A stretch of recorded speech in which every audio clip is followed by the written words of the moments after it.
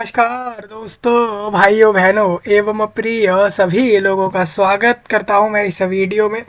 पूरे विश्व भर से देख रहे और सुन पा रहे इस वीडियो में आए सभी भाइयों का और बहनों का, जो भी लोग इस वीडियो में आए हैं देखने सुनने की क्या कुछ इस वीडियो में बताया जाएगा। तो सबसे पहले दोस्तों आपको बता दूं, इस समय इंडिया देश के अंदर जो नीट यूजी एग्ज़ाम होता है for the admission in the medical colleges for medical courses, like आप लोगों के जितने भी मेडिकल इंस्टीट्यूट या कॉलेजेस हैं इंडिया देश में जो कि नीट यूजी के स्कोर कार्ड को एक्सेप्ट करते हैं, और उसके बाद ठीक है नीट यूजी का स्कोर कार्ड एक्सेप्ट किया और उसके बाद आप लोगों को डायरेक्ट कॉलेजेस में एडमिशन दिए। ठीक है, तो वो होता है आपका नीट यूजी। तो उसके लिए मैं आपको बता दूं, इस वीडियो में आपके साथ डिस्कस होगा पूरा फॉर्म कैसे भरना है, वो पूरा प्रोसेस इस वीडियो में कवर करके दे रहा हूँ नीट यूजी वालों के लिए। ठीक है, तो मतलब अंडर ग्रेजुएट कोर्सेज, यानी कि आप अगर 12th पास या 12th अपीयर्ड हो, अभी आप 12th क्लास कर रहे हो या 12th पास आउट हो और आपके पास सब्जेक्ट है फिजिक्स केमिस्ट्री बायोलॉजी, भले ही वो पीसीबी या पीसीएमबी वाले आप लोग हो, तो आप लोग साइंस स्ट्रीम के कैंडिडेट्स इस फॉर्म को डाल सकते हो, एंट्रेंस एग्जाम के लिए डाल सकते हो। ये एग्ज़ाम होता है दोस्तों आप लोगों का इंडिया देश में, इंडिया देश के हर राज्य में और हर जो है यूनियन टेरिटरी और हर राज्य के हर यूटी के अंदर आप लोग देखोगे कि बड़े बड़े शहर में, सिटीज़ के अंदर, डिस्ट्रिक्ट्स के अंदर इसके सेंटर होते हैं। लगभग हज़ारों की संख्या में इसमें जो है एग्ज़ाम सेंटर होते हैं। पूरे इंडिया देश में हर साल ये एग्ज़ाम होता है, साल में एक बार होता है। ये एग्ज़ाम होता है बेसिकली कैंडिडेट को मेडिकल कॉलेज में एडमिशन देने के लिए, जो कि बैचलर कोर्सेज होते हैं मेडिकल साइड में। ठीक है, वो कुछ भी हो सकते हैं, एमबीबीएस हो सकते हैं, दूसरे कोर्सेज भी हो सकते हैं। बेसिकली कैंडिडेट इसको देकर डायरेक्ट मेडिकल कॉलेजेस के अंदर मेडिकल कोर्सेज को एडमिशन ले सकता है, जिसके अंदर बड़े बड़े कॉलेजेस आ जाते हैं। सबसे पहले वो लोग नीट के स्कोर कार्ड लेते हैं, उसके बाद जाके वो कहीं ना कहीं दूसरे एंट्रेंस के भी मार्क्स को ले लेते हैं। लेकिन बेसिकली इंडिया देश में नीट यूजी नाम का एग्ज़ाम ऐसा है जो कि मोस्ट ऑफ द लोग देते हैं इंडिया देश में, ना कि सिर्फ इंडिया देश में, दूसरे देशों में भी, क्योंकि इसके सेंटर इंडिया देश में ही नहीं दूसरे देशों में भी होते हैं। मतलब ये एग्ज़ाम ऐसा है जो कि ना कि सिर्फ इंडिया देश में आज के समय पे हो रहा है 2024 ईयर में, बल्कि ये एग्ज़ाम दूसरे देशों में भी हो रहा है, इसके सेंटर दूसरे देशों में भी है। ठीक है, वहाँ पर भी इस एग्ज़ाम को लिया जाता है, तो वहाँ के लोग भी इसमें इंटरेस्ट दिखाते हैं इस एग्ज़ाम में। ये एग्ज़ाम इंडिया के मेडिकल एग्ज़ाम्स में बड़ा एग्ज़ाम माना जाता है। ठीक है, क्योंकि इसका सिलेबस भी थोड़ा बड़ा और वास्ट होता है थोड़ा, और काफ़ी सारी चीज़ें एडवांस होती हैं इसके सिलेबस में। बेसिकली एग्ज़ाम के अंदर आता है फिजिक्स केमिस्ट्री और बायोलॉजी टॉपिक आते हैं। ठीक है, इसके अंदर जो आपके टॉपिक आते हैं उसका एग्ज़ाम पैटर्न, सिलेबस क्या है, ये सब चीज़ें आप समझ सकते हो। मैंने आप लोगों को जब फॉर्म आउट हुआ था इसका, तब मैंने एक वीडियो करके दिया था कि भाई नीट यूजी का फॉर्म आ गया तो फॉर्म भर लेना। ठीक है, डिटेल्ड नोटिफिकेशन नहीं आपसे कवर कर पाया था मैंने आपको फॉर्म का जो है बता दिया था। अब बात यह है कि फॉर्म लोगों ने अभी तक नहीं भरे होंगे तो आप भर लेना। आज 3 तारीख है, 3 मार्च है, और आज आप देखोगे तो 9 मार्च को फॉर्म क्लोज होगा, यानी आज से आप देखो तो करीब करीब आपके पास अभी भी 6 दिन के करीब है। 4 मार्च है आज, तो आपके पास 6 दिन अभी भी हैं इस फॉर्म पे भरने के लिए। ऑनलाइन फॉर्म भरना है, लोगों तक पहुंचा देना। इस वीडियो में पूरा फॉर्म भरने का प्रोसेस दे रहा हूँ, समझ आ जाए तो आगे भी लोगों तक पहुंचाना कि नीट यूजी 24 का फॉर्म भर लें। देखिए, इस बार अगर आप फॉर्म छोड़ते हो तो इसके बाद आप 25 में ही फॉर्म भर पाओगे। अब इसमें बात है कि फॉर्म हम कितनी बार भर सकते हैं, क्या हम जीवन काल में कभी भी हर समय फॉर्म भर सकते हैं इसका, या फिर हमारे पास लिमिट होती है कि 2 बार 4 बार तब तक भरोगे, या एज वाली लिमिट होती है, या फिर नंबर ऑफ अटेम्प्ट्स होते हैं, ऐसा क्या होता है इसके लिए। तो उसके लिए मैंने आपको 2023 वालों का वीडियो करके दिया था, तो वहां से आप समझिए, उससे समझ आ जाएगा। वैसे तो जो लोग 25 में, जो लोग अगले साल, जो अभी 12th क्लास में अभी पहुंचेंगे स्कूल के अंदर, तो उनको मैं यही कहूँगा कि भाई अगर आप 25 वाला नीट यूजी देना जाने वाले हो तो आप लोग पहले ही जान लो कि सिलेबस, एग्ज़ाम का फॉर्म कैसे भरा जाता है। दूसरा, इसके अलावा आप लोग नोटिफिकेशन से सिलेबस, एग्ज़ाम पैटर्न, सारी चीज़ें समझ सकते हो। मैंने एक वीडियो करके आपको दिया था जिसके अंदर सिलेबस, एग्ज़ाम पैटर्न सारा कुछ 23 वालों का बताया था। 24 वालों के लिए मैंने डायरेक्ट फाइल अपलोड कर दी थी, उससे मैंने कहा था इसको चेक कर लेना। लोगों ने नहीं करा होगा चेक, सेम एज यूजुअल लोग नहीं करते हैं, लेकिन कर लेना चेक, क्योंकि इसका एग्ज़ाम आपका जल्द ही हो जाएगा। एग्ज़ाम की डेट भी यहाँ पर फाइनल हो गई है नीट यूजी की। और इतना मैं क्लियर कर दूँ कि नीट 2025 वाला एग्ज़ाम जो लोग देने जाने वाले हैं यूजी वालों के लिए, सेम नीट पीजी में भी होता है। मतलब इसके बाद लोग मास्टर्स के लिए भी सेम इसी एग्ज़ाम को भी लिया जाता है, मास्टर्स लेवल के लिए। ठीक है, तो बैचलर वालों के लिए तो मैं साफ यही कहूँगा कि आप लोगों ने अगर फॉर्म नहीं भरा है तो भर लो, मैं आपको प्रोसेस दे रहा हूँ, या फिर अगर आप प्रिपरेशन नहीं है तो नेक्स्ट ईयर में भी डाला जा सकता है। इस बार का एग्ज़ाम आप लोगों का 5 मई को है, यानी कि अगले महीने के अगले महीने में, यानी अप्रैल महीने के बाद अगले महीने जो मई में 5 तारीख होगी, संडे में इस एग्ज़ाम को लिया जाएगा। आप देख सकते हो ये लिखा है आपका एग्ज़ाम संडे को हो जाएगा। ये आप लोगों का पेन और पेपर मोड में होता है, मतलब ये किसी कंप्यूटर पर एग्ज़ाम नहीं होता, ये एग्ज़ाम आपसे रिटन होता है, मतलब ये आपसे लिखवा के कराया जाता है। और ये 13 लैंग्वेज में होगा। अब ये 13 लैंग्वेज में मतलब कैंडिडेट सिर्फ एक ही लैंग्वेज में एग्ज़ाम देता है, या तो वो हिंदी में दे दे, मतलब बेसिकली या तो वो इंग्लिश में दे दे, इंग्लिश में एग्ज़ाम दे सकता है वो, या फिर ऑल इंडिया के सेंटर्स इंग्लिश में तो एग्ज़ाम दे ही पाएगा वो, स्पेशली अगर वो वेस्ट बंगाल में उसका सेंटर है, असम में है, या फिर मान के चलो उसका सेंटर जो है वो है तमिलनाडु में, तो वो तमिल भाषा में भी वहाँ पर एग्ज़ाम दे सकता है। तो मतलब कहीं ना कहीं ये है कि दोस्तों 13 लैंग्वेजों में ये आपका एग्ज़ाम होता है, किसी भी लैंग्वेज में आप लोग एग्ज़ाम दे सकते हो। खासकर स्टेट वाइज तो आप लोगों को लैंग्वेज के लिए क्वेश्चन पेपर मिल ही जाएंगे, लेकिन आप अगर ऑल इंडिया बेस में देखो तो इंग्लिश के लिए इंग्लिश क्वेश्चन पेपर आप लोगों को पूरे ऑल इंडिया सेंटर पे देखने को मिल जाएगा। इसका एनालिसिस करेंगे और इसके बाद हम इस बार की कैसा एग्ज़ाम लोगों का हुआ है तो उसको हम पूरा सॉल्यूशन भी दे देंगे आप लोगों को, तो वहाँ से समझ लेना कि कैसे कैसे क्वेश्चन इस बार आए हैं। ठीक है, एनालिसिस इस बार का नीट यूजी और पीजी वालों का भी हम बताएंगे कि भाई उनका क्या होने वाला है, तो सारी चीज़ें कवर होंगी। अभी के लिए इतना समझिए कि नीट यूजी 2024 वालों का 5 मई को एग्ज़ाम है, तो जल्दी से प्रिपरेशन कर लें। आपके पास सिर्फ अप्रैल है, मार्च मिड में आप आ गए हैं। आप मान सकते हो कि मार्च के 20 दिन और अप्रैल के 30 दिन यानी 50 डेज आपके पास अभी इसके लिए फॉर्म एग्जाम देने के लिए है, प्रिपरेशन के बेसिकली आपके पास है। सिलेबस आपसे मैंने पहले एक अलग वीडियो सिलेबस का भी किया था नीट 24 वालों का, वो भी आपने नहीं देखा, उसको देखे सिलेबस समझे, और अगर इस बार नहीं दे रहे हो तो 25 में दे सकते हो, 25 में भी आपके पास ऑप्शन होता है। ठीक है, तो सबसे पहले इस वीडियो में आप देखेंगे तो यहाँ पर 2 नोटिस आए, एक आया फॉर्म भरने के लिए इन्वाइट करने का, दूसरा नोटिस आया नीट यूजी जो 2024 है, तो फॉरेन सिटीज़ में कहाँ कहाँ पर इस बार एग्जाम होगा तो उसके लिए, तो हम इसको भी डिस्कस कर लेते हैं। तो हमने इसको खोल लिया, तो ये पहले हम डिस्कस कर लेते हैं। सबसे पहले हम इधर आएंगे, देखिए syllabus, notification, eligibility, exam pattern, centre कहाँ होंगे और इसके अलावा क्या क्या डॉक्यूमेंट चाहिए, उसके लिए वीडियो अलग से देखा जा सकता है आप लोगों द्वारा 23 वालों का। 24 वालों के लिए डायरेक्ट फाइल देख लो, मैंने आपको प्रोवाइड पहले ही कर दी है, इस वीडियो के नीचे भी नोटिफिकेशन फाइल दी है मैंने, वो आप यहाँ से इन्फॉर्मेशन के अंदर क्लिक करोगे ना, आपके पास फाइल डाउनलोड हो जाएगी। ठीक है, सबसे पहले मैं नोटिस दिखाता हूँ। इन्होंने कहा था हम आपको इन्वाइट कर रहे हैं, 9 फरवरी को कहा था कि फॉर्म भर दो, ये इन्होंने कह दिया था। ठीक है, तो अब इसमें आप देख सकते हो ये आप लोगों का एग्जाम होगा नीट यूजी। ठीक है, जितने भी ऑल मेडिकल इंस्टीट्यूशंस हैं वो सभी लोग एडमिशन देते हैं आप लोगों को बैचलर कोर्सेज के लिए। अब देखिए एडमिशन किस किस कोर्स में होता है, जैसे कि आप लोगों को BAMS और BUMS और BSMS इन सब कोर्सेज को करना है, शॉर्ट फॉर्म लिखी है। ठीक है, जैसे MBBS हम कहते हैं ना, तो उसकी फुल फॉर्म अलग होती है, वही सेम तरीका है आप लोगों का of the Indian system of medicine in all medical institutions governed under this act. इस एक्ट में जितने भी इंस्टीट्यूट आ रहे हैं उन्हीं के अंदर एडमिशन मिलेगा, मतलब सारे ही इंडिया के नहीं आ गए लेकिन मोस्ट ऑफ द आ गए, क्योंकि वो सारे इसके अंदर आपका स्कोर कार्ड एक्सेप्ट करके आपको एडमिशन देते हैं।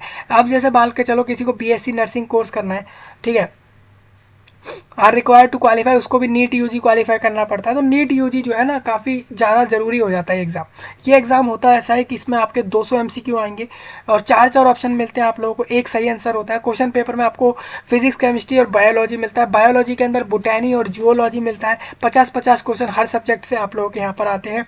सेक्शन A और B 2 तरह से सेक्शन डिवाइडेड रहता है, ये पूरा इन्होंने पैटर्न एग्जाम पैटर्न समझाया हुआ है। ठीक है, और क्वेश्चन पेपर इस बार का आप लोगों का आसामीज, मैंने बोला था वेस्ट बंगाल में बंगाली, इंग्लिश में भी मिलेगा, हिंदी में भी क्वेश्चन पेपर होता है इसका। ठीक है, हिंदी इंग्लिश में तो होता ही है, उसके अलावा बाकी रीजनल लैंग्वेजों में भी क्वेश्चन पेपर देखने को मिलता है। इस बार की रीजनल लैंग्वेज टोटल 11 है, यानी 11 रीजनल लैंग्वेजों को इस बार लिया है। और इसमें मैं आपको बता दूं कि यहाँ पर सेंटर जो इंडिया में रहेंगे उसके लिए फीस अलग होती है, और बाहर आउटसाइड इंडिया दूसरे देशों के सेंटर्स के लिए अलग फीस चार्ज होती है, वो आप लोग यहाँ से समझ सकते हैं। ठीक है, तो ये पूरा नोटिस है इनवाइट करने का, आप देख सकते हो।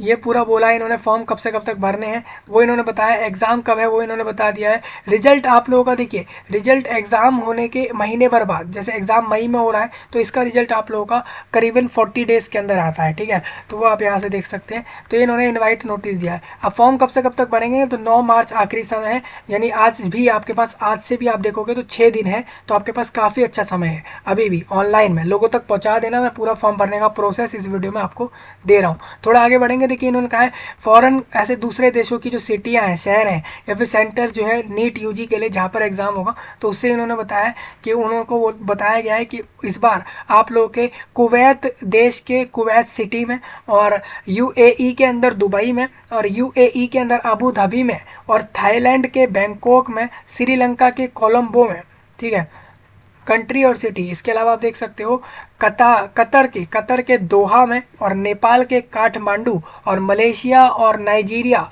और बहरीन और ओमान और सऊदी अरेबिया जैसी जगहों पर ये एग्ज़ाम की सिटियों इन सिटियों में एग्ज़ाम होगा। कहीं ना कहीं इस बार दूसरे देशों में भी करीबन 11 से 12 ऐसी सिटियां हैं जहां पर एग्ज़ाम होगा। करीबन आप मान सकते हो कि वहां पर 20 से 30 सेंटर होंगे इस एग्ज़ाम के, ठीक है। उन्होंने बताया कैसे आप लोग सेंटर चूज़ करोगे, वो सारी चीज़ें इन्होंने बताई हैं, वो इन्होंने सारी चीज़ें बोली हैं। फ्रेश कंट्री, फॉरेन कंट्रीज़ मतलब दूसरे देशों से अगर आप लोग नया फॉर्म भर रहे हो तो कैसे प्रोसेस करना है वो इन्होंने यहाँ पे बताया, ठीक है। तो उसको एक बार आप रीड कर लेना, मतलब दूसरे देश वाले लोग भी फॉर्म भर सकते हैं इस पर, ठीक है। मतलब पूरा एंटायर वर्ल्ड सभी लोग एलिजिबल होते हैं इस एग्ज़ाम पे। अगर वो अपने 12th क्लास में पीसीबी पीसीएमबी वाले हैं तो वो लोग एलिजिबल होते हैं। थोड़ा आगे बढ़ता हूँ। ये देखिए नीट अप्लाई के लिए आप आओगे, यहाँ पर आपको क्लिक करना है न्यू कैंडिडेट रजिस्टर्ड हेयर पर क्लिक करेंगे। आप देखोगे यहाँ से नोटिफिकेशन रीड कर सकते हो। फॉर्म की फ़ीस बताइए किस कैटेगरी वाले को कितनी फ़ीस देनी है, वो सारी चीज़ें इन्होंने यहाँ पे बता रखी है। ये एग्ज़ाम साल में एक बार होता है, ठीक है, फिर इसके बाद 25 में होगा, इस तरीके से होता है।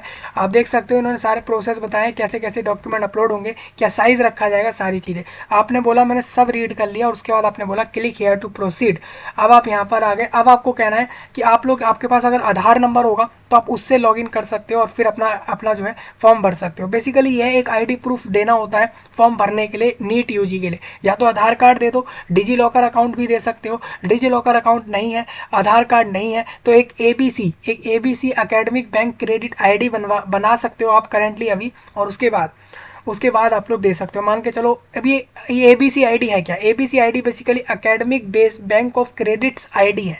ये आईडी लोग बना सकते हैं अभी भी। अगर आपके पास अगर नहीं है तो इस पर क्लिक कर दो कि मेरे पास आईडी नहीं है, तो आप क्रिएट कर सकते हो इस आईडी को। इस आईडी को बनाने के बाद आप लोग आसानी से फॉर्म भर सकते हो। ऐसा भी आप लोग कर सकते हो।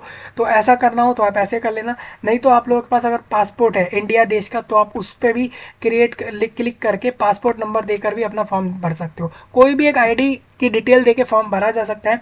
नहीं है तो एक आपका एकेडमिक बैंक क्रेडिट आईडी बना लो पहले, उसके बाद फॉर्म भरा जा सकता है।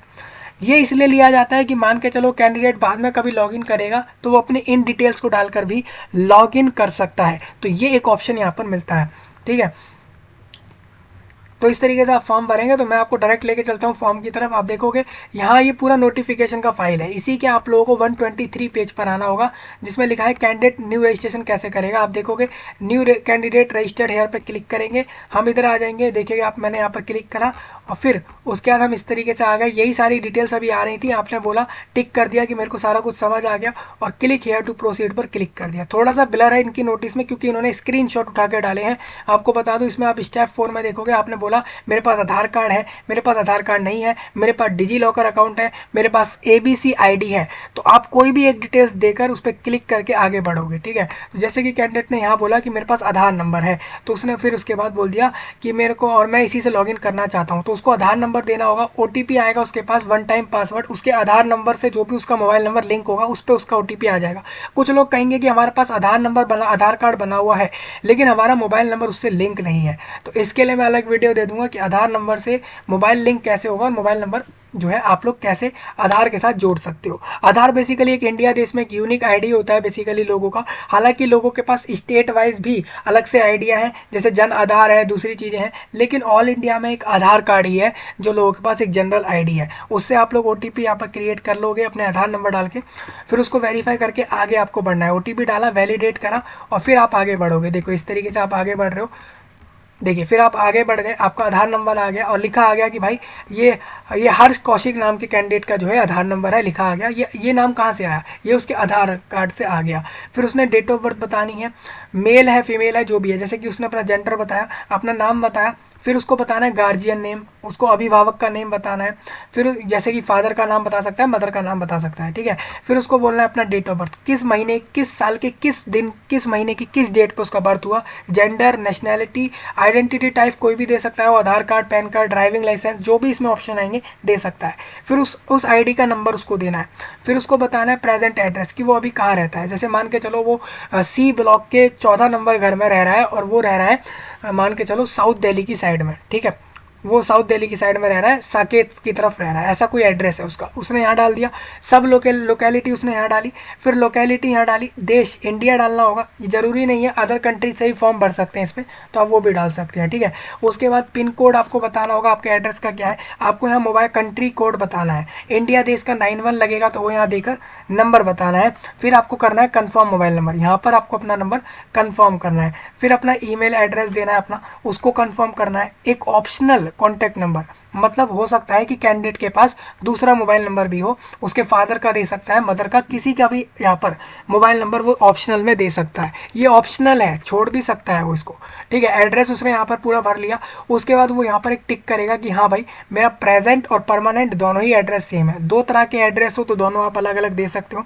फिर कैंडिडेट को यहाँ पर चूज पासवर्ड पे यहाँ पर उसको एक पासवर्ड बनाना है। पासवर्ड बनाने के लिए उसको करना क्या है, ए से लेके जेड तक कोई एक लेटर लेना है, एक कैपिटल का और एक इसको स्मॉल का लेना है, एक स्पेशल करेक्टर और एक उसको नंबर लेना है, 1 से 9 और 0 से कोई भी एक नंबर ले ले। इन सबको यूज़ करके ना 8 से 9 करेक्टर बनाए और ऐसा एक पासवर्ड बनाए जिससे वो बाद में लॉगिन कर सके, और उसको ही कंफर्म यहाँ करेगा। फिर सिक्योरिटी क्वेश्चन, कोई क्वेश्चन यहाँ पर सेट कर देगा, जैसे कि उसके पड़ोसी के पेट का नाम क्या है, ठीक है, या उसका पहला स्कूल कौन सा रहा, ये सारी चीज़ें वो सिक्योरिटी क्वेश्चन में सेट कर सकता है। उसका आंसर वो बता देगा और इस तरीके से वो फिर आगे यहाँ पर सिक्योरिटी पिन, ये कोड इसको डाल के सबमिट करेगा। बेसिकली सिक्योरिटी क्वेश्चन इसलिए होता है कि कैंडिडेट मान के चलो फ्यूचर में लॉगिन करते समय पासवर्ड भूल रहा है तो वो अपने सिक्योरिटी क्वेश्चन का आंसर बताकर भी लॉगिन कर सकता है, ठीक है। इस तरीके से होता है।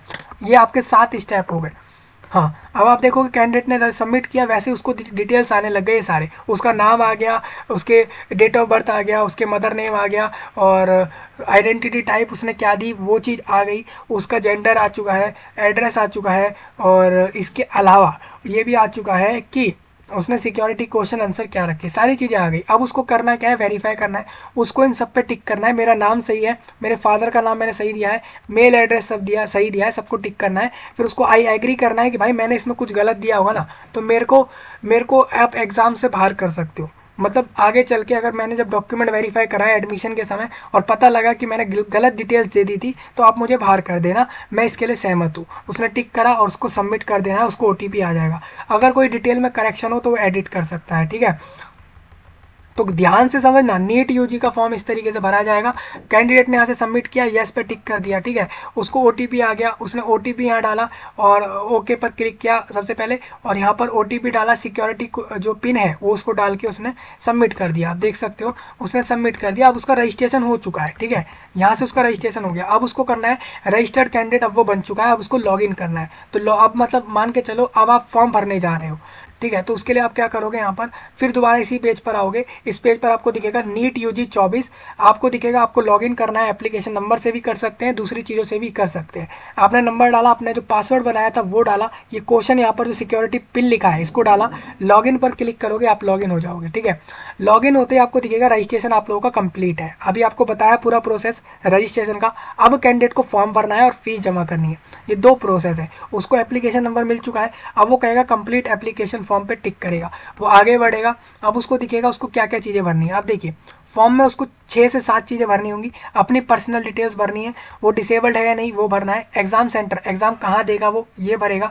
क्वालिफिकेशन डिटेल देगा कि वो 12th में कौन कौन से सब्जेक्ट्स पढ़ रहा है, 10th में क्या पढ़ा उसने। एडिशनल डिटेल अपनी देगा, phone number, other mobile number दे सकता है। उसके अलावा वो डॉक्यूमेंट अपलोड करेगा, फ़ोटो, साइन अपलोड किया उसने, कास्ट सर्टिफिकेट अपलोड किया, और अगर कोई मार्कशीट उससे मांगी जा रही है तो वो अपलोड करी। फिर उसको फाइनल जमा करना है फॉर्म।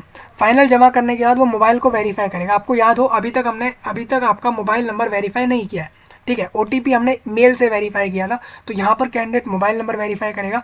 उसके बाद वो पेमेंट कर देगा, और पेमेंट के बाद फॉर्म जमा करेगा, सबमिट, और उसके बाद उसका प्रिंट निकालेगा। यही सारे प्रोसेस है। मैं आपको दिखा देता हूँ। जैसे आप अभी देखोगे तो अभी हम कॉन्टैक्ट डिटेल्स डाल रहे हैं, फॉर्म का पहली चीज़ डाल रहे हैं, उसके अंदर कैंडिडेट ने बता दिया वही सब, प्रेजेंट एड्रेस सारा वही, सारा जो उसने पहले दिया था वही दोबारा से भरना है उसको। फिर उसको टिक कर देना मेरे दोनों एड्रेस सेम है। मान लो उसके दोनों एड्रेस अलग अलग हैं तो दो तरह के एड्रेस वो दे सकता है, ठीक है। अब वो आगे बढ़ेगा, यहाँ पर फिर से कैप्चा डालेगा, इधर आई एग्री करेगा और फिर सेव एंड नेक्स्ट पे टिक करेगा। फिर वो थोड़ा आगे आएगा, फिर उसको दिखेगा वही, ठीक है। उसके बाद फिर उसको एड्रेस सारा दिखने लग गया, उसने सही डाल दिया है। अब वो चाहे तो एक इमरजेंसी मोबाइल नंबर और ईमेल एड्रेस देगा, यहाँ पर उसको अलग से एक और मोबाइल नंबर और ईमेल एड्रेस देना जरूरी है, तो वो यहाँ पर दे देगा। उसके बाद इस कैप्चा को डालेगा, फिर सेव एंड नेक्स्ट पे टिक करके आगे बढ़ेगा, ठीक है। फिर उसको आप देखोगे ये सारी डिटेल उसकी सेव हो गई, ठीक है। अब उसको लिखा है कॉन्टैक्ट डिटेल्स उसकी सेव हो चुकी है, जो आपकी ये कॉन्टैक्ट डिटेल्स थी वो उसकी सेव हो गई, उसने उसको ओके कर दिया है। ओके करने के बाद अब वो आगे बढ़ेगा, आगे उसको आ गया पर्सनल डिटेल्स। पर्सनल डिटेल में वही सारी चीज़ें, उसका नाम, फादर नेम, ये सब तो पहले से ही भर के आ जाएगा। कुछ डिटेल्स ऐसी होंगी जो उसको नहीं डालनी होंगी तो वो यहाँ डाल देगा। उसके बाद कैप्चा भर के सेव एंड नेक्स्ट पे टिक करके आगे बढ़ जाएगा, ठीक है। फिर थोड़ा आगे बढ़ेगा वो, उसके बाद उसको आएगी डिसेबल्ड। क्या वो डिसेबिलिटी में है? मान के चलो उसने बोला नो, उसको कोई डिसेबिलिटी नहीं है, उसने कैप्चा भरा, आई एग्री पे टिक करा और सेव एंड नेक्स्ट कर दिया। मान के चलो उसको कोई डिसेबिलिटी है भी तो यस करके डिसेबिलिटी बता सकता है, ठीक है।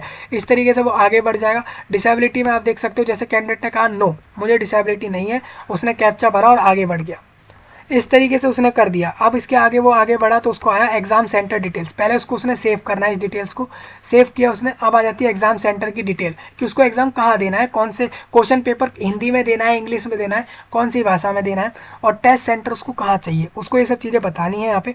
वो यहाँ पर बताएगा। देखो जैसे कि कैंडिडेट ने बोला कि मुझे उत्तर प्रदेश में अपना एग्जाम देना है, वहाँ पे मेरठ और मिर्जापुर में जाकर एग्जाम देना है, मेरे को इंग्लिश लैंग्वेज में एग्जाम देना है। आप देख सकते हो यहाँ पर इंग्लिश लिखा है, मेरे को इस तरीके से जो है इस एग्जाम को देना है। उसने कैप्चा भरा, आई एग्री करा, उसका सेंटर सिलेक्ट हो गया, उसने बता दिया, मीडियम बता दिया एग्जाम का। और उसके बाद उसने जो है अपने गार्जियन का, उसके फादर मदर का जो है क्या काम करते हैं, बेसिकली उनका जो है क्वालिफिकेशन क्या है, उसके मदर मम्मी पापा की, वो उसने बताया। बेसिकली उसके माँ बाप अगर 10th पास, ग्रेजुएट, पोस्ट ग्रेजुएट जो भी हैं क्वालिफिकेशन उनकी, वो यहाँ से बता के सेव एंड नेक्स्ट कर देगा। थोड़ा आगे बढ़ेगा वो कैप्चा भरते हुए, फिर आप देखोगे उसने यहाँ पर सेंटर्स डाल दिए। अब इसके बाद एग्जाम सेंटर के बाद क्वालिफिकेशन डिटेल, जैसे कि उससे पूछा कि 10th क्लास उसने पास कर लिया, 10th क्लास उसने किस साल में पास किया, कौन और किस जगह पर उसका स्कूल था जहाँ से उसने पास किया, स्कूल गवर्नमेंट था, प्राइवेट था, स्कूल जहाँ से उसने पास किया वो कौन से राज्य में था, उसका एग्ज़ाम जो उसने 10th क्लास पास किया वो किस ज़िले से पास किया, स्कूल बोर्ड उसने जिस स्कूल से पास किया है वो 10th उसने कौन से बोर्ड से पास किया, सीबीएसई से किया, आईसीएसई से किया, स्टेट बोर्ड से किया, किस से किया। फिर कॉलेज स्कूल का नाम वो बताएगा, अपना 10th का रोल नंबर देगा, रिजल्ट मोड बताएगा, उसका सीजीपीए में आया, मार्क्स में आया, परसेंटेज, ग्रेड किस में आया, ठीक है, ये सब वो बताएगा। ये सारी चीज़ें उसको अपनी 10th की बतानी है। उसके बाद वो बताएगा सेम इसी चीज़ को 11th क्लास के लिए बताएगा, ठीक है, क्योंकि बेसिकली नीट भरने के लिए 12th क्लास कैंडिडेट होना चाहिए, 12th में होना चाहिए, 12th पास आउट होना चाहिए। तो 11th, 12th और 10th सभी की डिटेल उसको यहाँ भरनी होंगी। उसके बाद कैप्चा को डाल के आई एग्री करके वो सेव एंड नेक्स्ट कर देगा, ठीक है। इस तरीके से वो आगे बढ़ जाएगा। जैसे देखो यहाँ पर कैंडिडेट ने डाला है कि उसने 10th किया गवर्नमेंट एडेड प्राइवेट स्कूल से उसने किया, मतलब वो फुल्ली गवर्नमेंट नहीं था, ऐसे स्कूल से किया उसने। वो अर्बन एरिया में आता था, अर्बन मतलब कि वो शहरी जगह पे था। वो 2012 में उसने 10th किया, उत्तर प्रदेश से किया, सीबीएसई बोर्ड था उसका स्कूल कॉलेज का पिन कोड ये था, सीजीपीए में उसका रिजल्ट आया, 10 उसके जो है ग्रेड आए और उसका परसेंटेज 74 बना। सारी चीज़ें उसने बताई, सेम उसने 11th 12th के लिए बताई।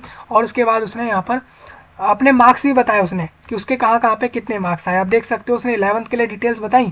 उसके बाद जब वो 12th के लिए बता रहा है तो वहाँ पर भी बता रहा है वो कि उसके टोटल में से कितने मार्क्स आए। सेम वो 11th के लिए भी बता रहा है, 10th के लिए भी बता रहा है, ठीक है। आप देख सकते हो 10th के लिए भी उसने बताया कितने में से कितने उसके मार्क्स बने, 11th में बताया, 12th में उसने बताया कि उसने कहाँ से करी, और 12th वो पास है। 12th कैंडिडेट अपीयर्ड भी हो सकता है इसके लिए, तो अपीयर भी कर सकता है, हालांकि ये वाला कैंडिडेट पास है, उसने ऐसे किया। फिर उसने बोला कि अब उससे पूछा गया कि 12th में उसके इंग्लिश, केमिस्ट्री, फिजिक्स, बायोलॉजी में कितने कितने मार्क्स कितने में से आए, वो उसको यहाँ बताने हैं, ठीक है। उसके बाद उसने कैप्चा पे फिल किया, यहाँ पर एक कैप्चा डाला, आई एग्री किया और सेव एंड नेक्स्ट पे टिक कर दिया। उसकी क्वालिफिकेशन डिटेल आप देख सकते हो, उसने ओके कर दिया, उसकी क्वालिफिकेशन डिटेल डल गई। 12th से ऊपर अगर आप लोग मास्टर कर रहे हो, ग्रेजुएट हो, तो मास्टर वाला कैंडिडेट कभी भी बैचलर कोर्स करने नीट यूजी से नहीं आएगा। हालांकि कोई बैचलर कर रहा होगा, हो सकता है कि वो नीट यूजी पे आ जाए, तो वो भी फॉर्म भर सकता है। बेसिकली ये है कैंडिडेट के पास 12th क्लास में, पीसीबी पीसीएमबी सब्जेक्ट हो, साइंस स्ट्रीम का कैंडिडेट हो, 12th अपीयर्ड और पास आउट होगा तो फॉर्म भर सकता है। ऑल इंडिया से हो सकता है, पूरे विश्व भर में कहीं से भी हो सकता है, वो पूरे दुनिया में किसी भी जगह से हो सकता है। ठीक है, एडिशनल डिटेल में वो यहाँ पर बताएगा। अब देखिए उसने ओके करा, अब वो आएगा एडिशनल डिटेल्स पे।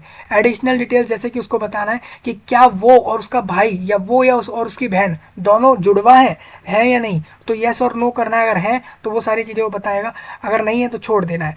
ठीक है, एडिशनल डिटेल आपको देनी है कि आप पहले कभी नीट यूजी दिया है, आपने नहीं दिया नो करो, दिया है तो यस कर देना और कैप्चा भर के आई एग्री करके सेव एंड नेक्स्ट टिक कर देना। ठीक है, अब जैसे मान लो कैंडिडेट ने बोला कि ना तो मैंने नीट पहले दिया है, ना ही हम दोनों जुड़वा हैं, ना हमारे भाई और बहन हम लोग जुड़वा हैं, उसने इस पर भी नो कर दिया, कैप्चा भर दिया, एग्री कर दिया, सेव एंड नेक्स्ट कर दिया। ठीक है, अब वो आ गया छठे वो 16th स्टेप पे। इस स्टेप में उससे पूछा गया अपलोड डॉक्यूमेंट। अब एडिशनल डिटेल में उसने क्या बोला कि भाई हम जुड़वा नहीं है, ये सारी डिटेल बताई, नीट उसने पहले नहीं दिया, ये भी उसने बता दिया, ओके करा उसने, डेटा सेव हो गया। अब बात आती है अपलोड डॉक्यूमेंट। अब उसके डॉक्यूमेंट अपलोड होंगे जिसमें उसको अपना फोटो सिग्नेचर और एड्रेस प्रूफ के लिए आप आधार कार्ड लगा सकते हो, और उसके बाद उसके बाद फोटो के अलावा लेफ्ट मतलब उसको लेफ्ट हैंड का थंब इम्प्रेशन देना है और 10th का सर्टिफिकेट अपलोड करना है। ये सब अपलोड कर देगा वो, और वो व्यू उसको देख भी लेगा बाद में। उसका साइज़ उसको इस तरीके का रखना है, 10 से 200 KB, 4 से 30 KB, ये साइज़ दे रखा है, फॉर्मेट दे रखा है, इसके लिए वीडियो दिया हुआ है, जाकर देख लेना। ठीक है, फिर वो थोड़ा आगे बढ़ा, उसने देखा हाँ भाई सिग्नेचर फोटो सही से अपलोड हुआ है, ओके, सारी चीज़ें इस तरीके से वो सही से अपलोड कर लेगा। आप देखो यहाँ पर कैंडिडेट ने सारी चीज़ें अपलोड भी कर दी और देख भी लिया उसने कि उसने सही से अपलोड कर दिया। फिर वो सेव एंड नेक्स्ट पर टिक करेगा, आप देखोगे वो आगे बढ़ जाएगा। अब आप देखोगे जैसा कि उसने डॉक्यूमेंट अपलोड कर दिया है, अब उसको करना है फाइनल जमा। फाइनल जमा करने से पहले वो देखेगा अपनी सारी डिटेल्स को, जैसे उसका नाम, एड्रेस, फादर नेम, कहाँ वो एग्ज़ाम देने जा रहा है, कौन सी लैंग्वेज में उसने सेंटर पे जाकर एग्ज़ाम देना चुना है, और इसके अलावा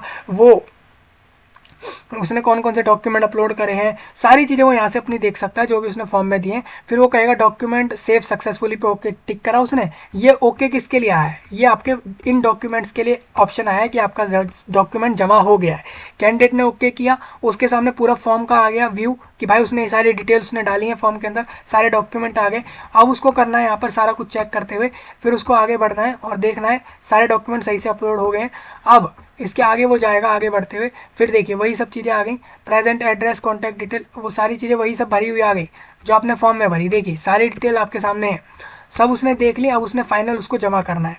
ठीक है, अब वो फाइनल जमा करेगा फॉर्म को। अब देखिए उसने डॉक्यूमेंट अपलोड कर दिए, फाइनल उसने फॉर्म को जमा कर दिया, ये फॉर्म उसने फाइनल सबमिट करके जमा कर दिया एनटीए के पास नीट यूजी के लिए। अब इसके आगे बढ़ेंगे तो उसको अब करना है मोबाइल नंबर वेरीफाई। उसने जो मोबाइल नंबर दिया है अपने फॉर्म में, उसने यहाँ मोबाइल नंबर डाला, कंट्री कोड डाल दिया, और उसके बाद उसने कैप्चा डाल के सेंड ओटीपी पे किया। उसको एक ओटीपी वन टाइम पासवर्ड आएगा, उसको डालेगा, और उसके बाद ओटीपी आपके पास पहुंच गया है, ओटीपी डाल के आप लोग उसको वेरीफाई कर लोगे। ठीक है, ओटीपी वेरीफाई करके आपका मोबाइल नंबर भी वेरीफाई हो जाएगा। तो इस तरीके से आपका रजिस्ट्रेशन हो गया, एप्लीकेशन फॉर्म भर गया, मोबाइल वेरीफाई हो गया, अब पेमेंट का प्रोसेस रह गया है। ठीक है, डॉक्यूमेंट आपके अपलोड हो गए। आप इधर देखोगे तो लेफ्ट साइड में आपको दिखेगा कि contact detail, personal detail disabled है या नहीं, exam centre, qualification detail, additional detail, form, documents upload, सारी चीज़ें उसने कर दी हैं। वो पेमेंट के ऑप्शन पे अब आ चुका है, तो ओके करेगा वो। अब उसको दिख रहा है, फिर ओके करेगा दोबारा, मोबाइल नंबर वेरीफाइड हो चुका है। अब वो आगे बढ़ेगा तो उसको दिखेगा कि अभी भी फॉर्म इनकम्प्लीट है, फीस भी इनकम्प्लीट है। तो फिर दोबारा वही अब देखेगा वो क्या रह गया फॉर्म में। उसने देखा उसने सारी चीज़ें सही से भर दी हैं, फॉर्म में कोई गलतियां नहीं। उसने सारे डॉक्यूमेंट फिर से दोबारा देखा, सब कुछ उसको दिखा कि हाँ सब कुछ सही डला हुआ है। उसने मोबाइल नंबर वेरीफाई कर दिया। अब वो फाइनल सबमिट कर रहा है फॉर्म को, सब पे टिक करेगा, सारा कुछ उसके द्वारा सही है। फिर वो फाइनल सबमिट पर टिक कर देगा और उसके बाद इस फॉर्म को फाइनली जमा कर देगा। देखिए सब पे टिक करा उसने, सब कुछ सही है उसके द्वारा। फिर उसने फाइनल सबमिट पे क्लिक किया और उसका फॉर्म यहाँ से जमा हो जाएगा। फाइनल सबमिट पे उसने टिक किया और देखिए आपका फॉर्म फाइनली सबमिट हो गया, ओके कर दिया। अब इसको फाइनल सबमिशन के बाद आपको फीस लिखी आने लग गई 1700। 1700 क्यों लिखी है, क्योंकि आप जनरल वर्ग से हो। आप अगर SC ST होते तो आपका फीस कम होता। ठीक है, तो वर्ग के हिसाब से भी फीस आपकी कम लगनी है। आपका एप्लीकेशन नंबर आ गया, नाम आ गया, आपने बोला पे नाउ, मुझे अभी पे करना है। पेमेंट बाद में भी कर सकते हैं, लेकिन बिना पेमेंट के फॉर्म सबमिटेड नहीं माना जाता है। ठीक है, आपने फॉर्म तो भले ही जमा कर दिया, पेमेंट नहीं करी तो फॉर्म एक्सेप्ट नहीं है। ठीक है, तो अब आप बढ़ोगे ओके करके आपकी पेमेंट के लिए। तो पेमेंट के लिए आप यहाँ आ गए, आपको दिख रहा है 1700 रुपये पे करने हैं। आपने पे नाउ पे क्लिक किया, सारे प्रोसेस आपके कंप्लीट है, सिर्फ पेमेंट रह गई है। आपने पेमेंट के लिए टिक करा। अब पेमेंट में बोल रहे हैं आप SBI के ई पे से कर दो, इलेक्ट्रिकली जो डिजिटली SBI का पेमेंट इंटरफेस है आप उससे कर दो, HDFC से कर दो, ICICI बैंक से पेमेंट भी हो सकता है। ठीक है, तो किसी से भी आप लोग कर सकते हो। कैंडिडेट ने बोला कि मुझे UPI से पेमेंट करना है, तो उसको 6 मिनट मिले सिर्फ, उसने कहा ठीक है मैं इसके अंदर पेमेंट कर देता हूँ। फिर उसने पेमेंट के लिए वो आगे बढ़ा और उसने देखा, फिर उसने अपने UPI से पेमेंट कर दिया। किसी भी मोड से पेमेंट करो, इंटरनेट बैंकिंग से करो, debit card, credit card, Bhim, UPI, Google पे, कोई से भी, अमेजोन पे, किसी से भी पेमेंट हो सकता है। आप अगर उसका जो है सर्विस यूज़ कर रहे हो, उनका बैंक अकाउंट आपके पास है, पेमेंट हो सकता है। UPI में तो आप किसी भी बैंक अकाउंट में पेमेंट आसानी से किसी में भी हो जाता है। ठीक है, UPI के ऊपर वीडियो दिया था, आप लोग देख सकते हैं। इस वीडियो में आप देखिए, जैसे उसने बोला ओके पेमेंट हो गया, हमारा पेमेंट सक्सेस लिखा आ गया। अब थोड़ा आगे बढ़ेंगे इसी के अंदर, पेमेंट हो गया हमारा, हमें यहाँ लिखा है कि पेमेंट हमारा हो चुका है, सारा कुछ हमारा हो गया है। अब हम जाएंगे आगे, फिर आगे बढ़ने की तरफ और आगे बढ़ेंगे तो आप देखोगे ये इन्होंने बताया कि कितना साइज रखना है डॉक्यूमेंट का। पेमेंट आपका हो गया, फॉर्म जमा हो गया है। अब आपको एक ऑप्शन मिल जाएगा फॉर्म के प्रिंट का। प्रिंट का ऑप्शन कहाँ मिलता है? आप गो टू डैशबोर्ड पे जाओगे, वहाँ पे आप लोगों को लॉगिन करना है। लॉगिन तो आप हो ही, गो टू डैशबोर्ड है इसका मतलब। फिर आप वहाँ से अपना प्रिंट ऑप्शन देखोगे, जैसे यहाँ सक्सेस लिखा है इसी तरीके से प्रिंट नाम से लिखा होगा, उस पर क्लिक करके आप लोग फॉर्म डाउनलोड कर सकते हो। तो इस तरीके से नीट UG का फॉर्म अप्लाई हो जाएगा, फॉर्म आपके पास डाउनलोड भी हो जाएगा। कहीं उसको भेजना नहीं है, अपने पास ही रखना है। सेंटर पर 5 मई को चले जाना है, एग्ज़ाम देकर आ जाना है। और इसके बाद क्या करना है, एग्ज़ाम हो जाएगा, फिर जून में रिजल्ट आ जाएगा। उसके बाद कॉलेज इसमें जाके काउंसलिंग करा के एडमिशन लेना है, फिर अपने जो है मेडिकल कॉलेज कोर्सेज़ को करना है। ठीक है, इस तरीके से चलेगा। अब इन कोर्सेज़ का फ़ायदा क्या है, इसके बाद या तो आप डायरेक्ट कॉलेज, इसके बाद नीट के बाद आप लोग कोर्स करने के बाद डायरेक्ट जॉब्स के लिए जा सकते हो हॉस्पिटल्स में, बड़े बड़े पोस्टों पर। या फिर तो इसके अलावा आप लोग ऐसा भी कर सकते हो कि आप लोग मास्टर्स के लिए नीट PG का एग्ज़ाम निकाल के आगे बढ़ सकते हो। तो 2 ऑप्शन आपके पास यहाँ पर हो जाते हैं नीट UG के बाद। बाकी तो और ऑप्शन है ही लाइफ में, लेकिन ये एक आपके जनरल जो है 2 डायरेक्शन हो जाती हैं। तो इस तरीके से फॉर्म अप्लाई हो जाएगा, तो इस तरीके से आपको अप्लाई करना है। ठीक है, अब इसमें बात आती है, मैंने आपको जैसा बोला फ़ोटो का साइज़ इतना ही रखें, JPG फॉर्मेट में रखें। साइन का साइज़ भी बता रहे हैं, तो जितना साइज़ बोला है उसी फॉर्मेट को यूज़ करें डॉक्यूमेंट अपलोड करते समय। ठीक है, तो ये सब आपके लिए लिखा हुआ था, तो ये आपका पूरा डिस्कस हो गया है। मैंने पूरा फॉर्म भरने का प्रोसेस इस वीडियो में दे दिया है। कोई आपका डाउट रह गया हो तो ज़रूर आप लोग वीडियो के सही नीचे बता सकते हैं, और इस जानकारी को पूरे विश्व भर में पहुंचा देना, एक एक लोगों तक, खासकर इंडिया में पहुंचाना। ठीक है, और जल्दी ही पहुंचाना। मैं आपसे मिलूंगा जल्दी ही, तब तक के लिए आप सभी का धन्यवाद।